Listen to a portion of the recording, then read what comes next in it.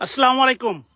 সুন্দর বিকাল, নদীর পাড়ে এসেছি, ধলেশ্বরী পাড়। মাঝে মধ্যে আপনাদের এখানে আসি এবং দেখাই, এবং আজকে ব্যতিক্রম মনে হচ্ছে যে এই যে যেখানে দাঁড়িয়ে আছি এটা আমার গ্রামের চকের মাঝখানে। চারদিকে দেখবেন ভুট্টা ক্ষেত, ভুট্টা অলরেডি তোলা হচ্ছে। আর এখানে আসলেই প্রাণ খুঁজে পাই, যত ব্যস্তই থাকি না কেন সন্ধ্যার সময় যদি এই নিজ গ্রাম, এই নিজ মাটি, এই নদীর পাড়ে আসি ভালো লাগে। কিন্তু আরো বেশি ভালো লাগছে আপনাদের সাথে লাইভে এই কারণে এসেছি, আপনারা কিছুক্ষণ পরে পরে শুনতে পাবেন শিয়ালের ডাক। এই যে নদীর পাড়ে দাঁড়িয়ে আছি, কি সুন্দর বৈসর্গিক প্রকৃতির যে চিত্র, এটা আপনারা শহরে ডেফিনেটলি মিস করবেন। যারা আমার মতো গ্রামের ছেলে আছেন, যারা গ্রামে বড় হয়েছেন, তাদের হয়তো স্মৃতির মণিকোঠা এটা জাগবে। কেন জাগবে? আমরা যখন 90-র কথা বলছি, 92 এসেছি, আমাদের সমবয়সী যারা আছেন, আমরা যারা গ্রামের ছেলে, এই নদীর পাড়ে আমরা আসতাম, এখানে আমরা ঘাস কাটতাম, মাথায় করে এখানে গোসল করতাম, এখানে নিয়ে যেতাম। দেখেন সূর্যর উত্তাপ অত বেশি নয়, কিন্তু একটা সুন্দর একটা চিত্র, প্রাকৃতিক সূর্য এখন চাঁদের মতো করে মলিয়ম ভাবে, শান্তভাবে আমাদের তার আলো দিচ্ছে, যেটা প্রকৃতির সাথে মিশে গেছে। নদীতে অনেক জেলেরা মাছ ধরছেন। এই যে এখন নদীতে যে পানিটা দেখছেন, এইটা কিছুদিনের মধ্যে, হয়তো মাসখানেকের মধ্যেই এই পানিগুলো আবার নতুন পানি আসবে, এই নদীগুলো প্রবাহিত হবে। এখন একটাকে মরা নদী বলা যায়, রবীন্দ্রনাথের ভাষায় বলা যায় বৈশাখ মাসে তার হাঁটু জল থাকে, পার হয়ে যায় গরু, পার হয়ে গাড়ি। সেই কবিতা হয়তো রবীন্দ্রনাথ আমার মতো এরকম ভূ প্রকৃতির সাথে একত্রিত হয়ে কবির ভাষায় প্রকৃতিকে বর্ণনা করেছিলেন। কি সুন্দর! যতই বলি ততই বলতে ইচ্ছা হয়, যেদিকে তাকায় দুই চোখ যায় শুধু সুন্দর আর সুন্দর। এখানে যে একটা আপনি নিঃশ্বাস নিবেন জুড়ে, আপনি লং ব্রেথ নেবেন এবং আবার লিভ করবেন, তখন যে প্রশান্তি, যখন যে মানসিক এক্সারসাইজ, এটা গ্রামে না আসলে বুঝবেন। এই দেখেন পাখি উড়ে যাচ্ছে, এই যে পাখিগুলো, এদের বাসা হচ্ছে এই নদীর পাশেই। এখানে আমরা খেলে খেলে বড় হয়েছি, পাখি যেন আমাদের খেলার সাথী ছিল। যাই হোক, যারা দেশ বিদেশে থাকেন, যারা প্রবাসী আছেন, যাদের আমার এই কথাগুলো ভালো লাগে, এই প্রকৃতিগুলো দেখতে যাদের ভালো লাগে, তাদের প্রতি রইল মহান স্বাধীনতা দিবসের শুভেচ্ছা। সবার ভালো হোক, সেই শুভকামনায় এই মুহূর্তে আপনাদের কাছ থেকে, এত সুন্দর প্রকৃতি থেকে আপনাদেরকে বিদায় জানাচ্ছি। আসলে বিদায় জানালেও বিদায় জানাতে ইচ্ছা হয় না। দেখেন কত সুন্দর নদী। তো এখানে আমার একটা দায়বদ্ধতা আছে, এবং দায়বদ্ধতা ছিল এবং দায়বদ্ধতা থাকবে, এবং সেই দায়বদ্ধতার কারণে আমার এখানে আসতে সবচেয়ে বেশি ভালো লাগে। এই মাটি খুঁড়রা, এই ভূমিধূসরা, এই ভূমি সন্ত্রাসীরা এই সুন্দর মাটিগুলো কেটে এই কৃষি জমিগুলো নষ্ট করার জন্য বারংবার চেষ্টা করেছে। হয়তো আমাকে মৃত্যুর সম্মুখীন হতে হয়েছে, আপনাদের দোয়ায় বেঁচে আছি, কিন্তু মাটি কাটতে কাউকে দেইনি। ইনশাল্লাহ এই কারণে হয়তো আমার দায়বদ্ধতা, ভালোবাসা বেশি লাগে।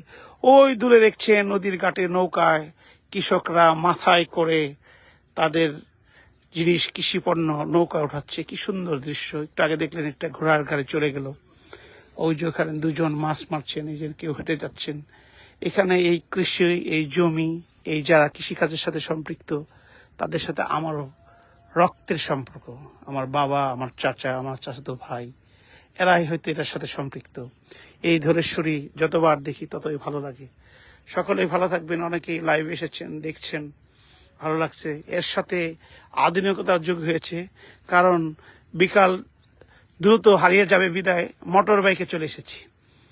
এই গ্রামের আইল বাঁধা রাস্তার মধ্যে মোটর বাইক চালিয়ে নদীর পাড়ে এসে এক নির্জন জায়গায়, যেখানে শুধু প্রকৃতির শব্দ শোনা যায়, পাখির কলকণ্ঠে গান শোনা যায়। এখানে কোনো শব্দ নাই, কোনো যান্ত্রিক কোনো শব্দ, কোনো দূষণ নাই।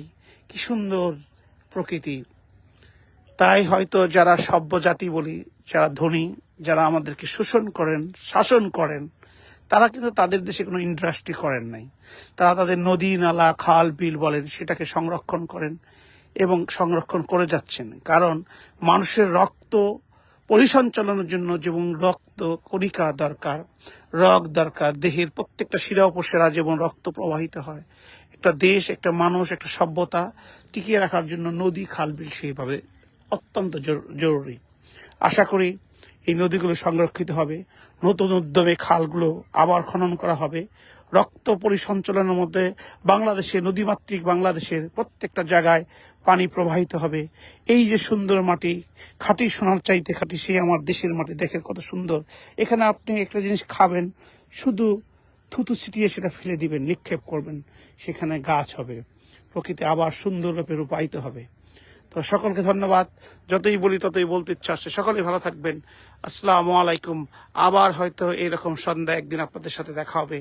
এই সুন্দর ভূপ্রকৃতি, এই সূর্যের রিফ্লেকশন যে লাল হয়ে গেছে নদীর পানি, সেই রকম পানির সাথে একদিন আপনাদের সাথে কথা হবে। যদি কারো ভালো লাগে আসবেন, আপনাদের জন্য অলওয়েজ ওয়েলকাম। আপনাদেরকে নিয়ে আসবো আমার এই প্রিয় জায়গা ধলেশ্বরীর পাড়। এই প্রকৃতির মাঝে এসে গল্প করব, বসে থাকবো, হয়তো ক্ষেত থেকে ভুট্টা ছিঁড়ে ভুট্টা খাবো, হয়তো এখানে আপনাদের সাথে যেটা পিকনিক বলেন, ছোটবেলায় চড়ুইবাতি করছি, আবার মেতে উঠবো। আসর না একবার হারিয়ে যায় সেই অতীতে। যে অতীত ছিল, হাটের বাজারে যেতাম, বোতল নিয়ে যেতাম, একটু কেরোসিন তেল কিনে নিয়ে আসতাম কুপি জ্বালানোর জন্য, সরষের তেল কিনে নিয়ে আসতাম সারা সপ্তাহে রান্না করার জন্য, মার জন্য নারকেল তেল নিয়ে আসতাম আর একটা বোতলে, যেটা মা রান্না করবেন। সেটা হারিয়ে গিয়েছে। হারিকেন জ্বালাতাম সন্ধ্যার সময়, সেটা হারিয়ে গেছে। কিন্তু সেটার মধ্যে মজা ছিল, সেটার মধ্যে নিরাপত্তা ছিল, সেটার মধ্যে নিশ্চয়তা ছিল। সেটার কারণে ক্যান্সার হয়নি, সেটার কারণে কারো মৃত্যুবরণ করতে হয়নি। সেই প্রকৃতির সেই সুন্দর শুভটা আবার ফিরে আসতে চাই না। চাই আধুনিকতার সাথে মানুষের জীবনে নিরাপত্তা থাকুক, যেন পলিউশনের মাঝে আমরা সুন্দরভাবে নিঃশ্বাস নিতে পারি, আমরা নিঃশ্বাস ত্যাগ করতে পারি। আমরা যতদিন পৃথিবীতে বাঁচবো, যেন মেডিসিন ছাড়া, ডাক্তার ছাড়া সাবলীল সুন্দর স্বাস্থ্য নিয়ে বাঁচতে পারি। সেই শুভকামনা জানাচ্ছি সকলকে। আসসালামু আলাইকুম।